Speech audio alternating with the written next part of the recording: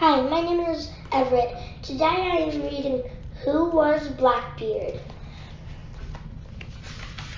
Who was Blackbeard? By 1717, Philadelphia was one of the largest cities in the American colonies, which were owned by Great Britain. Philadelphia was on the Delaware River, and its ports welcomed ships from Europe almost every year. But in that fall of that year, many of those ships never made it to the port. The few that did told tales of that shocked and frightened the English colonists in and around Philadelphia. A pirate ship was lurking in the Atlantic Ocean where the Delaware met the sea. Captains arrived in New York City and Baltimore told the same stories. A pirate was attacking their ships. He swooped in with his black flag flying. His men stormed the merchant ships and stole everything that wasn't nailed down. The pirate captain himself had a long black beard and wore belts rigged with pistols and swords. He wore lit pieces or rope in his beard so that his face was rigged by smoke. His vessel was equipped with cannons that sent iron balls smashing into fragile sides of wooden ships. Only a brave few who would dare to challenge him and his fiercest crew. If speed care be not taken, they will become formidable. Our government can make on no defense, wrote Philadelphia merchant James Logan. Captain Charles Johnson later wrote that the pirates had frightened America more than any comet that has appeared in a long time. This pirate was causing panic and fear throughout the American colonies. He continued his raids of terror down the Atlantic Ocean and into the Caribbean Sea. The people that he robbed and captured didn't know it at the time, but they were in the hands of a man who would become the most famous pirate ever, Blackbeard. Chapter 1, Mysterious Beginnings. The man who became Blackbeard might have been born in Bristol on the southwest coast of England around the year 1680. Only one record has been found to prove that man. The man's real name is a mystery, too. It often appears as Edward Teach. However, it was also written as Thatch, Tack, or Titch. It does make sense that a man like Teach would have come from a place like Bristol. At that time, Bristol was one of the major ports in England. It is located on the River Avon, which leads to the Atlantic Ocean. Shipbuilders in Bristol were famous throughout England for their strength and designing of their boats. The busy docks were crowded with ships and sailors. A boy like Edward Teach would have found lots to see and do. In fact, many young boys found jobs on ships as cabin boys or servants. Ships left from Bristol for trips to port all around the world. All those department ships meant that there was a great need for sailors. Thousands of men from Bristol had become sailors on merchant ships. Others joined the British Royal Navy. By the 1600, European countries, including Spain, England, and France, had claimed parts of the Americas and the Caribbean islands on the colonies. The only way to reach those colonies was by sailing, so sailors headed west in great numbers. The ships carried food, clothing, building materials, slaves, and colonists in the New World. They returned with sugar, rum, gold, tobacco, and spices. Edward Teach was said to have fought as a sailor in Queen Anne's War, which lasted from 1702 to 1713. He would have been in his early 20s at the time. England found this war against Spain and France in Europe and all along the Atlantic coast of its American colonies. Edward did not join the crew of any official Royal Navy ships. To fight the war, Great Britain and other nations used privateers, privately owned ships that were given permission by the government to attack the enemy, in this case Spanish and French ships.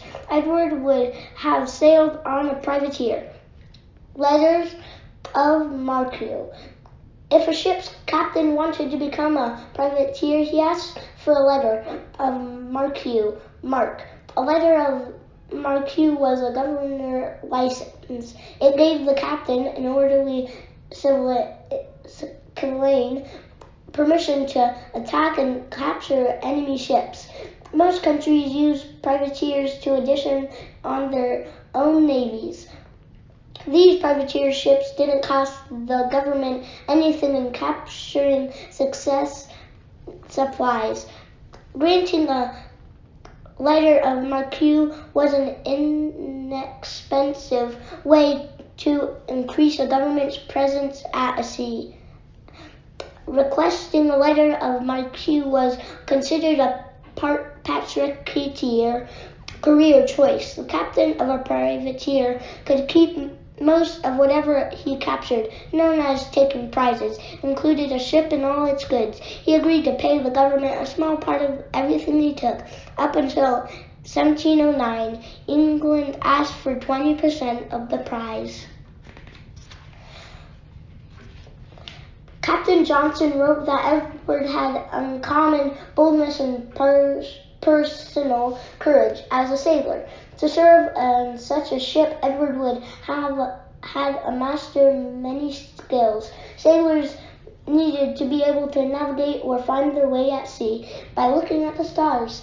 They had to memorize the dozens of different ropes and lines they would use to raise and lower the sails. They knew how to load, aim, and fire cannons. They shot pistols and muskets and fought with long and short swords. During the years fighting for England, Edward must have become an expert at all of his duties as a sailor. When the war ended in 1713, the British letters of marque expired. Privateers no longer had permission for the king to capture ships and steal their cargo. The problem with privateers was that they often turned into pirates. Unlicensed ships filled with sailors cruising the seas for anything they could get their hands on. Governments were then faced with a new problem, trying to capture the same people who had recently been working for them. By 1716, Edward was working for a pirate named Benjamin Hornigold. He was in charge of 70 men and a boat with 6 cannons. Edward was in his mid-30s and not yet well known, but he had indeed gone a pirating.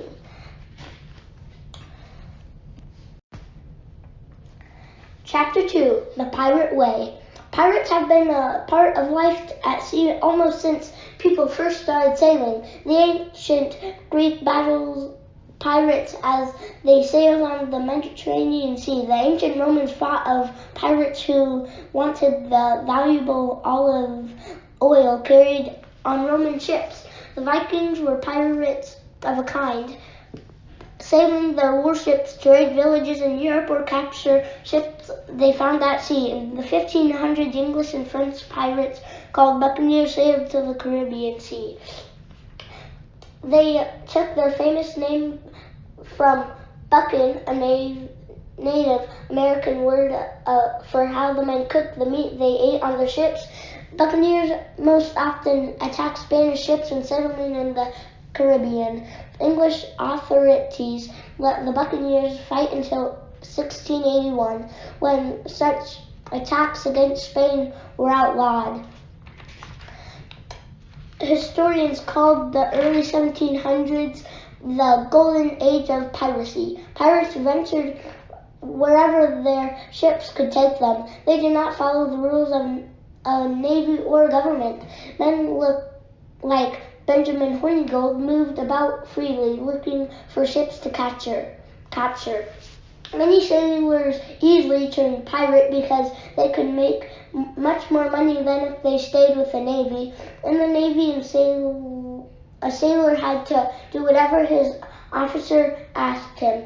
If a Navy ship captured an enemy ship, the naval officers got most of the cargo and money. Regular sailors received only small reward. The food on the Navy ships was not very good either. It might have included salted beef that had been stored in barrels for months. The bread was often so hard that it had to be soaked in water to soften it before it could be eaten. Many sailors died from scurvy because they didn't eat enough fresh vegetables and fruit. It was a hard life. Pirate ships, on the other hand, were run by all the pirates working together as a community. They voted one man as a captain, but they could vote him out if they didn't think he did a good job as running the ship. All the pirates shared what they stolen because pirate ships could return to port. Often they ate better and fresher food. Scurvy. Scurvy is a disease caused by a lack of vitamin C. It is very common in the 1600s and 1700s when sailing ships were far from land for weeks and months at a time. Sailors' teeth would fall out, they would become extremely tired, and their skin would become covered in spots and sores. In the first half of the 18th century, more than half of the deaths in the British Royal Navy were due to scurvy, not injuries received in battle. For many years, ship's doctors did not know the cause of or the cure for scurvy. Sailors who ate fresh fruit or vegetables seemed to get scurvy less often, but carrying fresh food was difficult. There were no refrigerators or ice to preserve it. The Royal Navy found one solution. They began serving lemon juice to sailors on long voyages. They did not understand why at that time, but that was indeed the cure. Sailors who got their vitamin C from lemon or lime juice or from other fruits and vegetables were able to prevent scurvy. Pirates and privateers had homes on land, but they rarely visited them. The families became their homes. The ships became their homes, and they only went ashore as often as they needed to for supplies or rest. Some were married, but most did not want a family to limit their freedom. Life on any sailing ship in the early 1700s was still not easy. The men had to sleep on deck or in hammocks hung in cramped quarters. They were often wet and cold. There were little room for storage, so each man could carry only a few possessions and very few changes of clothes. Fresh water was scarce, so they barely bathed. The working hard, hauling ropes and carrying the heavy gears needed to sail the ship. Though pirates have become famous for looting treasures, most of what they stole was not very exciting. They did take gold, silver, and coins if they found them, but more often the prizes was food, new sails for their ships, or the cargo that ships were carrying back and forth to the New World. Their goal was to then sell the cargo, such as cloth, sugar, or rum, for a profit. Benjamin Hornigold was in charge of several such pirate ships. Like many pirates, Hornigold had been on English privateer during Queen Anne's War. Afterward, he and his pirate crews made their base on the island of New Providence and the Banahans. With Hornigold and other pirate captains acting as a governor, the island became a safe place for the pirates to anchor between raids. New Providence had been part of an English colony until the pirates took control of it. Hornigold was a very successful pirate. It is estimated that in 1715 alone, he and his group of ships captured treasures worth 60,000 British pounds. That's about $12 million in today's money. Edward Teach became one of Hornigold's top officers. By the end of the 1716, he was in command of his own small ship. A year later, Edward would leave Hornigold behind and strike out on his own.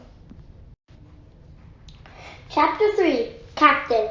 In the fall of 1717, Edward got a chance to move up in the pirate ranks. He and Hornigold met a man named Stede Bonnet. Bonnet was actually an English gentleman, not a rough-and-tumble sailor. He had owned land on the Caribbean islands of Barbados, where he grew sugarcane, and had a family. He chose to leave that life behind, however, and become a pirate. Even though he had never been a sailor, he built a ship, found a crew, and headed toward the coast of the American colonies in the search of ships to plunder. Bonnet's pirate team went well at first. He captured 4 ships in his first week as a pirate captain. When pirates captured a ship, they did one of the 3 things. If they could use the ship and add it to their pirate fleet, they kept it, usually after setting the people on the ship draft in small boats. Then they moved the pirate crew aboard to run the ship. They sometimes just stole everything from the ship, including the passengers' possession, and then let it continue its journey. If they did not want the ship and they wanted to send a message to beware, they burned it down. Most pirates let any passengers and sailors escape at first, but a few simply killed them. Though Bonnet had captured a few ships, he was not a great sailor, so Hornigold took control of Bonnet's ship, the Revenge. He then made Edward Teach captain of the Revenge. Bonnet remained on board, but only as an assistant to his new captain. The Revenge carried 12 large cannons and had 150 sailors on their crew. In the fall, Edward Teach left Hornigold behind and struck out on his own, taking the Revenge for himself. He headed north to find ships entering the big ports of the American colonies. Near Virginia, the Revenge stopped and captured a loot called the Betty and stole all the wine that the ship was carrying. After putting the passengers into lifeboats, the crew sank the Betty. For the next several weeks, heading north along the Virginia and New York coasts, Teach and the Revenge robbed ship after ship. They stole wheat, wine, sails, rope for rigging their ships, barrels of meat, and other supplies. Many captains brought reports of a frightening pirate crew back to colonial citizens along the coasts. Teach's reputation as a villain was growing. In November 1717, the Boston News later published news from Philadelphia. Arrived Captain Codd from Liverpool and Dublin. He was taken 12 days since off our Cape of a pirate sloop called Revenge. Of 12 guns, 150 men commanded by one Teach. In the fall, Teach turned south toward the warmer weather in the Caribbean Sea in search of new ships to rob. One of the latest ships that Teach captured in 1717 was the Margaret. Teach and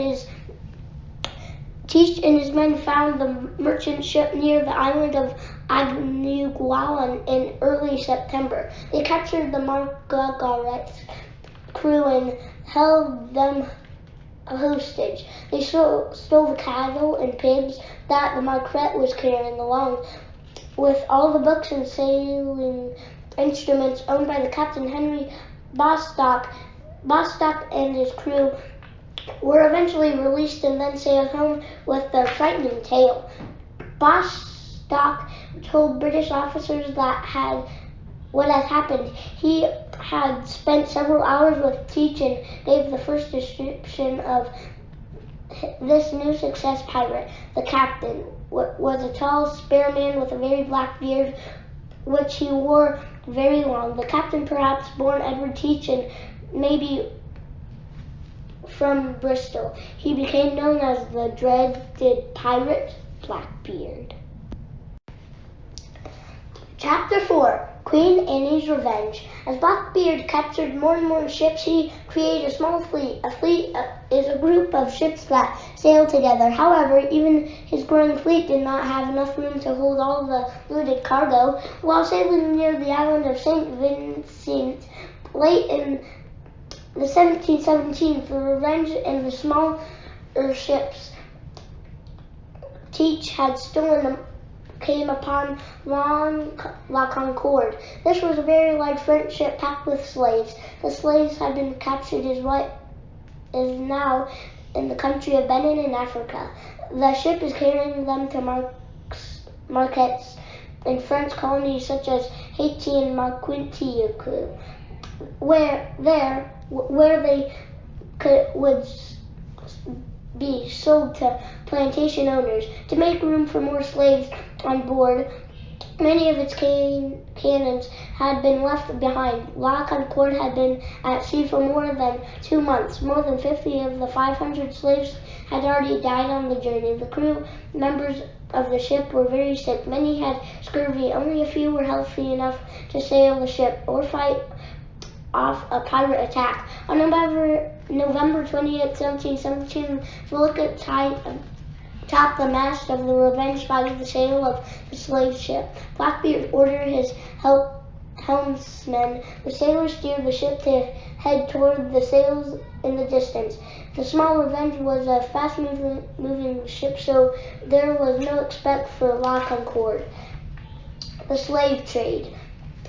When European countries formed colonies in the warmer areas of the New World, the colonies established plantations. These were large farms that raised crops such as rice, sugar cane, tobacco, and cotton. They needed a lot of people to work on those giant farms. They wanted to keep the production level high and costs low. In order to make the most profit from their land and crops, they did not want to pay people more on the plantations. Beginning in the 1500s, nations such as Great Britain and the Netherlands, France, Portugal, and Spain captured people along the west coast of Africa. Slave trades loaded them onto ships and took them to the New World colonies.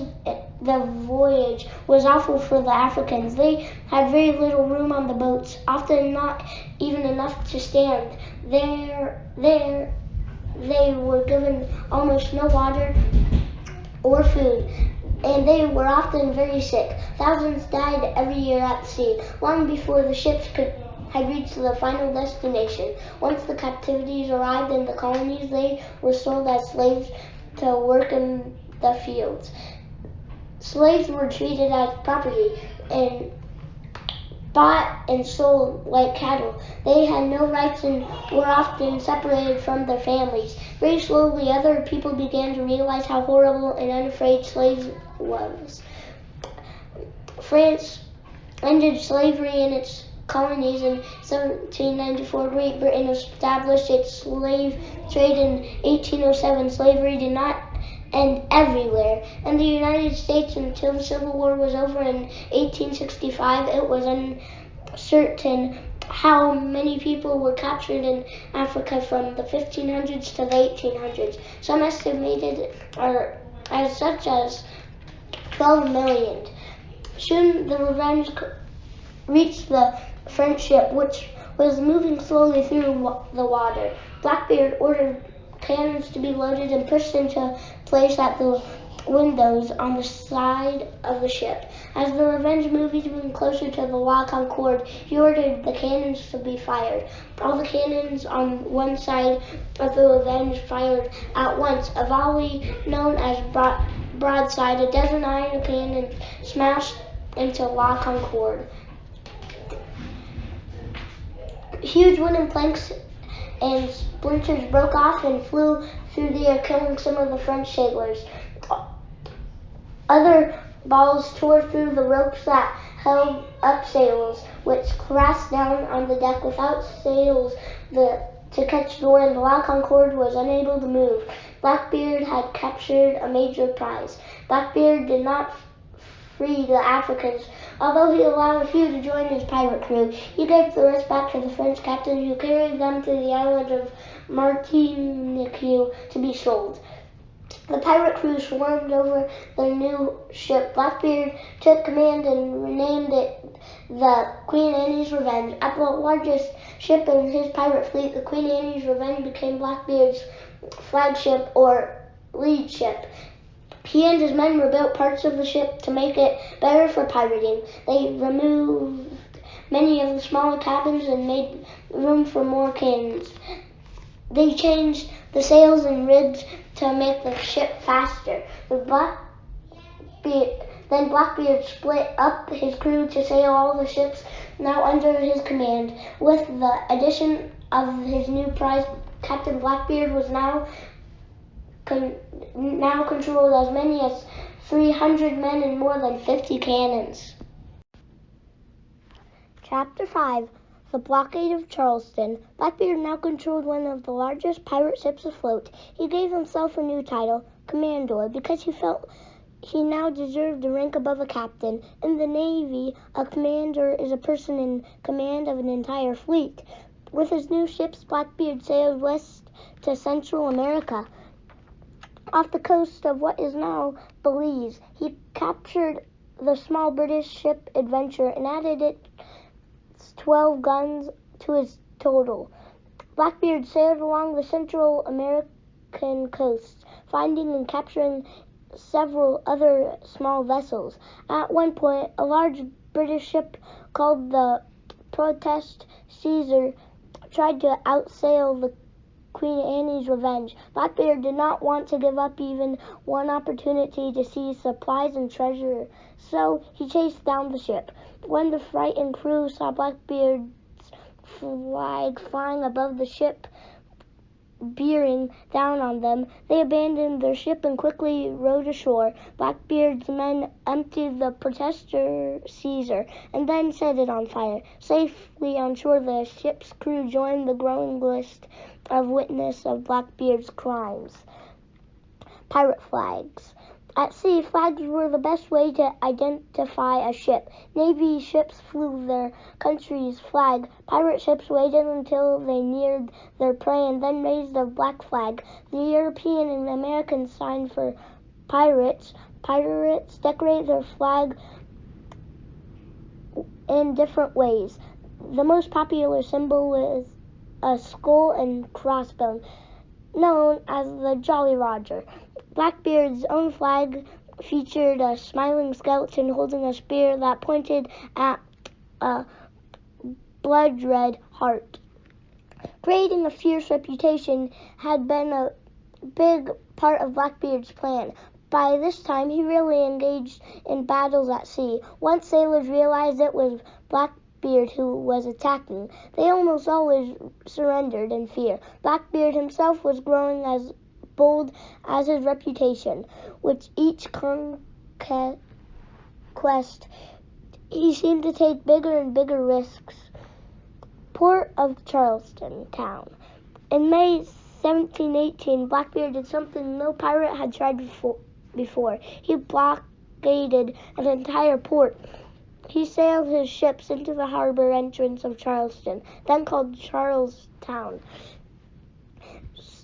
South Carolina.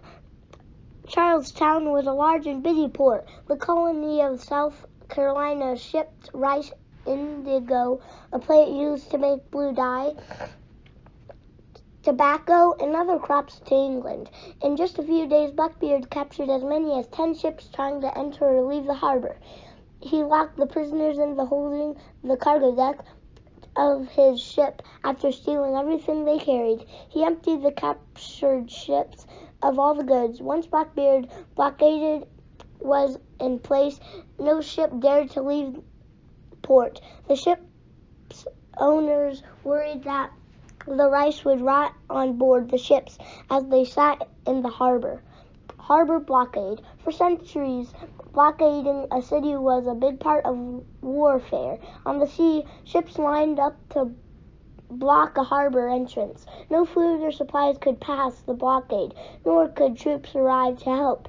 Port cities might still receive help from land, but often that help was many days or weeks away, as travel by land was very slow. Sometimes blockades lasted for months until a town ran out of food and water, and they had to surrender just to survive.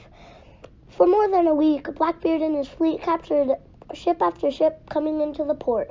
Finally, he sent a message to the city's leader that he needed medicine for his crew. He threatened to murder his prisoners and send their heads back to the city if they did not meet his demands. In a report, South Carolina Governor Robert Jensen wrote that the pirates appeared in sight of the town, took our pilot boat, and afterward 8 or 9 sail ships, with several of the best inhabitants of this place on board, and then sent me word if I did not immediately send them a chest of medicine, they would put every prisoner to death. This company is commanded by one of Teach Allies Blackbeard, who was a ship of 40-odd guns under him, and are in all above 400 men. Not surprisingly, the city's leader agreed immediately. Blackbeard sent prisoners and 2 pirates into Charleston town to collect the medicine. Several days went by and the men did not return. He sent another group of crewmen to look for them. The search party discovered that the 2 first pirates had gone drinking instead of bringing the medicine back to the ship. Once all the pirates were safely aboard, Blackbeard let the hostages return to Charleston town. He did keep all their money and jewelry and most of their fine clothes. After receiving the medicine, Blackbeard kept his word and left the port of Charleston town. The news of the blockade of Charleston town traveled up and down the coast. Blackbeard had become colonel, American public enemy number 1. The news that he had taken control of one of the busiest ports had reached England. The British governor, which owned and controlled the colonies, knew that something had to be done. They began to make plans to bring Blackbeard to justice. Chapter 6. A Short Time Ashore.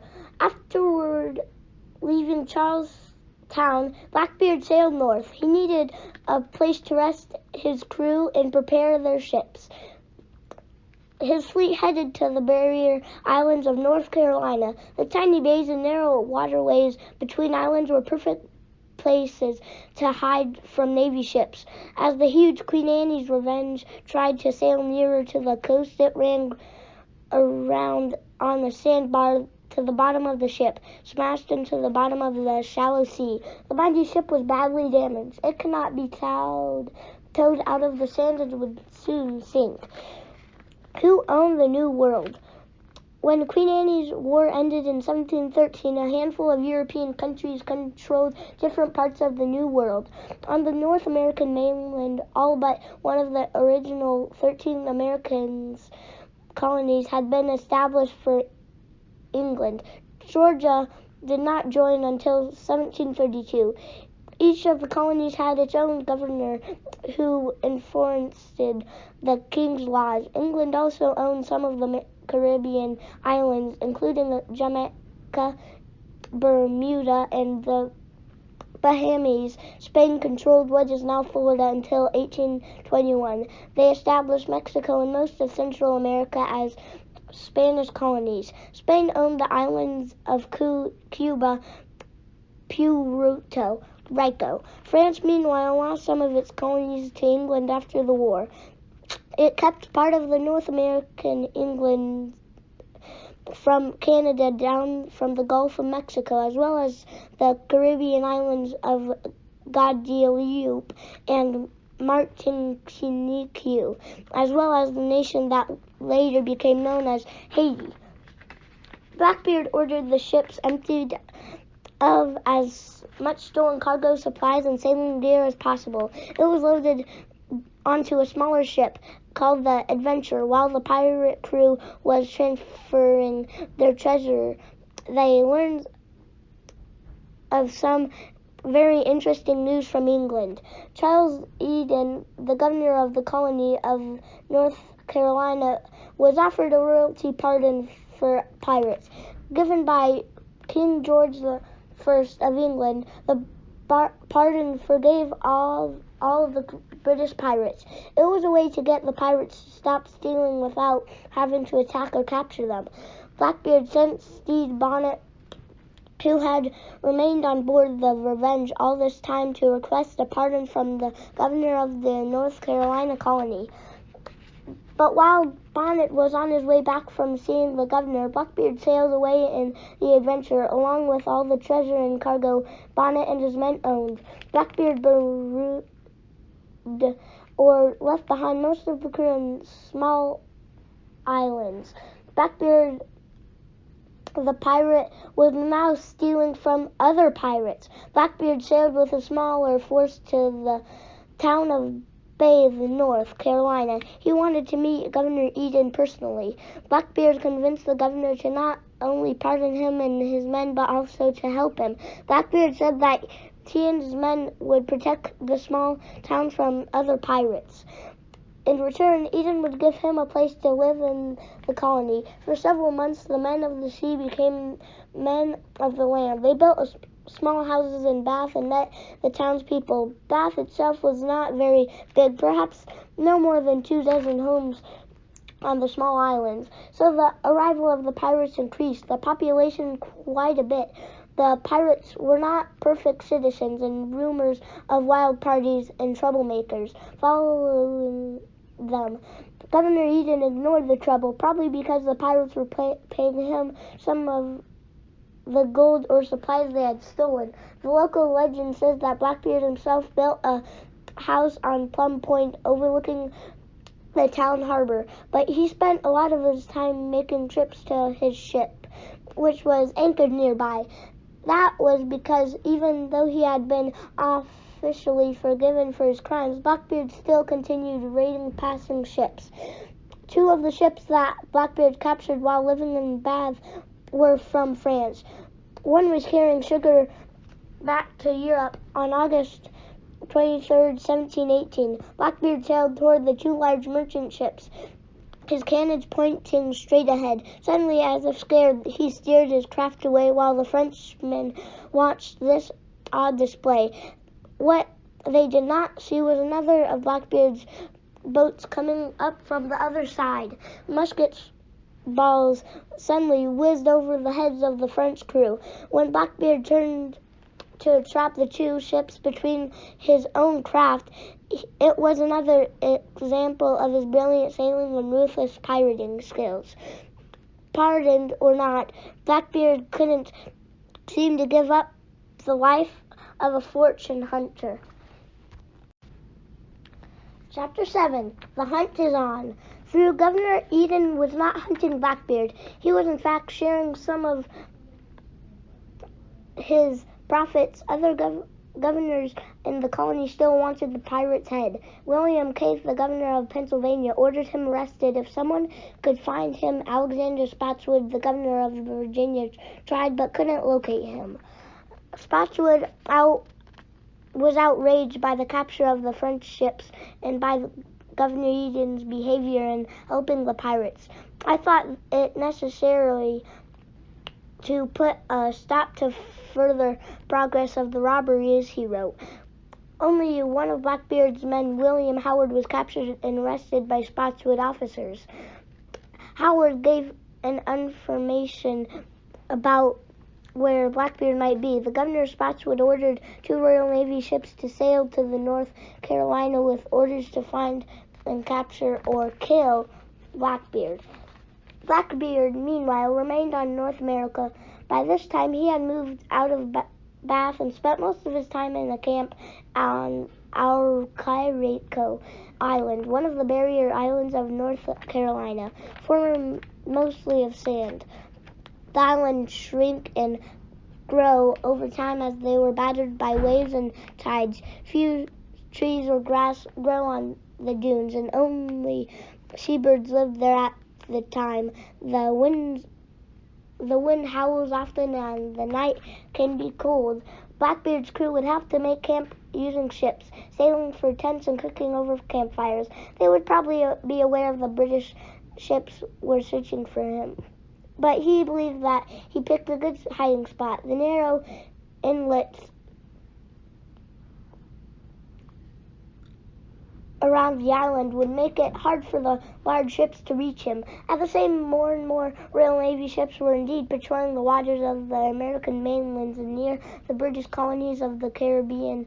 The net was closing around the pirates. Chapter 8. The Death of Blackbeard. Ships on the North Carolina coasted reported seeing Blackbeard and his crew camped on the Ocracoke Island. It would be tricky to reach the camp. The pirates had anchored their small ship, the Avenger, down a very narrow channel of water. The large Royal Navy ships could not sail near the island without hitting bottom. Captain L.A. Brand, the HMS Plural, but Lieutenant Robert Maynard in charge of the attack. HMS stands for His Majesty's ship. His Majesty is the case refers to the England King George I. Maynard hired two smaller ships, the Ranger and the Jane. They were lighter and would be able to navigate in the shallow water. Brand told Maynard and his crew about that there was £100 reward for Blackbeard, about 20,000 today, as well as small amounts to be paid for other captured pirates. Earning the reward would be dangerous, however. Maynard hired two local men as pilots. They knew the channels and sandbars very well. The pilots would help the sailor and the Jane and the Ranger make it to the small bay near Blackbeard's camp on the Ocracoke. On the cloudy morning of November 22nd, 1718, the two ships sailed toward Blackbeard's anchored ship. Blackbeard and his men had been drinking until early that morning. He was probably still asleep, but when a lookout spotted the Navy ships, Blackbeard and his men relayed to action. The Ranger and the Jane fast approached the Adventure. When they were only a few hundred yards from the pirates, Maynard's ships unfurled. Their flags, Union Jacks, the symbol of Great Britain, and the pirates knew for sure that the Navy would be hunting for the British Royal Navy. Maynard called over the water for the pirates to surrender. He said later that Blackbeard yelled back to insulate his men. The dreaded pirates called Maynard and his men cowardly puppies. He said he would neither give nor take quarter. Quarter can mean 1/4 of something, or it can mean mercy. Blackbeard used it to mean he would neither give any mercy nor expect any mercy from his attackers. Blackbeard backed up his words by firing a broadcast at the two Navy ships. The cannons were loaded with iron balls, the nails and scrapped iron. The red-hot pieces of metal tore into the Navy ships. With one blast, more than 20 men out of the 50 crew members were killed or wounded on the Jane and Ranger. Maynard was on board of the Jane. He saw that many of his men were injured or dead. His small ships had no cannons to fire back. They had left them behind so the big ship would be light enough to reach Blackbeard. To save his men from another broadside, he sent many of them down into the hold below the deck of the ship. Blackbeard steered his men and ship toward the Jane. He thought most of Maynard's men were dead and that he could storm and capture the ship. As they got nearer, Blackbeard's men threw grenades that exploded on the deck of the Jane. A grenade was a small explosive that could be thrown at a target similar to a hand grenade. When the side of the two ships bandaged together, the pirates threw metal hooks over the Jane's rail. The ropes attached to the hooks tied to the two ships together. Blackbeard led the way across the Jane. He was wearing a pistol and waving a huge sword. Maynard and a handful of men faced the large group of pirates. Suddenly, the rest of Jane's crew burst from the hold. Blackbeard's men were outnumbered. A desperate fight followed. Pirates and sailors used swords, pistols, axes, and even wooden poles to fight each other. The decks grew slippier with seawater and blood. In the middle of the battle, Lieutenant Maynard and Blackbeard faced off. Maynard shot Blackbeard with a pistol, but the pirate stayed on his feet. The two men clashed swords. Even though he had been wounded, Blackbeard was so strong that he broke Maynard's sword. Maynard grabbed another pistol and shot Blackbeard again. By then, other sailors were running to help Maynard. The Navy sailor slashed at Blackbeard's face, leaving a large wound. The pirate kept fighting. For several moments, Blackbeard battled against the sailors before he finally fell to the deck. After being shot 5 times and stabbed with the sword 20 times, Blackbeard was dead. He was probably no more than 40 years old. A few minutes later, the other pirates surrendered. The Navy sailors locked the captured and shackled pirates in the holds of the Ranger and the Jane. They made sure that all the dead pirates' bodies would be brought aboard too. They would need them to collect their money. The rewards would be paid for any pirate alive or dead. Maynard had Blackbeard's head cut off. The legendary pirate's body had been thrown into the ocean. A local legend says that it swam around the ship 3 times before sinking forever into the Atlantic. Blackbeard's head was hung from the front of the Jane. The British governor did not treat pirates kindly. The punishment was death.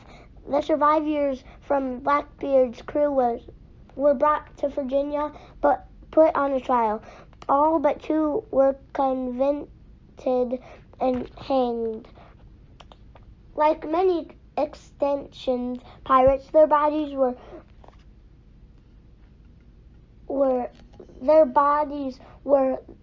then hung near the entrance of the harbor in Virginia. Colonial leaders displayed the rotting corpses, often pecked apart by birds, as a warning to any other would-be pirates. As a warning to any other would-be pirates. When Maynard returned to what is now Hampton, Virginia, in triumphant, Blackbeard's head was stuck on a pole for everyone to see. Today, the spot his head was on view is known as Blackbeard's Point. Chapter 9, Blackbeard's Legacy. In 1724, a book was published that helped make Blackbeard and many other pirates famous. Written in England by a man named Charles Johnson, which historians think was probably not his real name. A general historian of the robberies and murders of the most nutritious pirates told tales of pirates on the high seas raiding on ships and the treasures they captured. Johnson's book is one of the only places that Edward teaches called Blackbeard, but the image of Johnson described made Blackbeard clear in the reader's mind. The belt of pistols, the enormous smoking beard, and Blackbeard's eyes of fury. Because no paintings or drawings of Blackbeard were made while he was alive, many images were now familiar that they were based on Johnson's description. Those pictures helped spread the Blackbeard legend. Creating his legend was a part of Blackbeard's life. He worked hard to create a fearsome look. His long, wild beard was said to cover most of his face. He wore not 1 or 2, but many swords and pistols when he went into battle. He burned ships, stole whatever he could to take, and threatened people with death. It was rumored that he even shot at his fellow pirates to keep them in line. But In reality, it is not known that Blackbeard ever killed any of the prisoners he took. He released the hostages, and he actually let some of the ships go on their way if they did not have much for him to steal. For a short time, at least, he settled into a life on land in a house in Bath. One account even says that he was married there. Still, the legend of Blackbeard lives on. Unfortunately, piracy has never really gone away. In recent years, pirates from East Africa have attacked and captured ships in the Indian Oceans, including large oil tankers and luxury yachts. They steal money they find on board or steal the contents of the tankers, including the valuable oils. Today, use fast motorboats to catch and overtake the slow-moving tankers. Pirate myths. Since the golden age of piracy, many myths and legends about piracy have sprung up. Historians have been able to show that some of the most famous pirate tales in the world are not true at all. Only one pirate, Captain William Kidd, was a legacy to have buried treasure. In fact, most pirates never made so much money that they could afford to leave some behind. They needed to buy food, ammunition, and rum. 2. Pirates did not say "arr." That now famous word was first used in a 1950 movie version of Robert Louis Stevenson's famous pirate took treasures islands. The actor Robert Newton played pirate Captain Long John Silver. Newton based his accent on men from the southern coast of England, where it's believed many pirates sailed from. 3. There is almost no historical records of pirate making prisoners walk the plank, though some pirates did kill their hostages. Most let them go. Blackbeard and the other pirates continue to have a huge impact to modern culture. Pirates have always been popular in movies as early as the 1920s and the 1930s. Films like the Sea Hawk and Captain Blood told tales of pirates at sea. Burt Lancaster starred in the exciting film of Crimson Pirate in 1952, and a comedy, Blackbeard Ghost, came out in 1976. More recently, the success of the Pirate of the Caribbean movies series made pirate lore and legend popular once again. People enjoy the legends surrounding pirates such as Blackbeard. Historians, however, look for the facts. Pirates of the Caribbean. One of the most popular rides at Disneyland opened in 1967. Pirates of the Caribbean takes visitors in a make-believe world based on the golden age of piracy. Cannon blast pirates count their treasures and a city is attacked. In 2003, Walt Disney Studios made a movie based on the ride and on many pirate legends. Actor Johnny Depp plays the fiction Captain Jack Sparrow.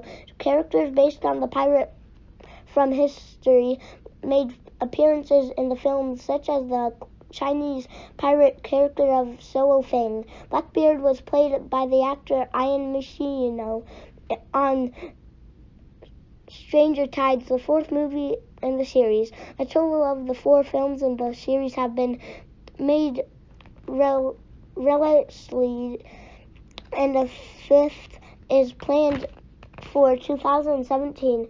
In 1996, divers working underwater of the coast of the North Carolina discovered the wreck of the large sailing ship Artifacts. They made them believe that they had located the last resting place of Blackbeard's famous ship, the Queen Anne's Revenge.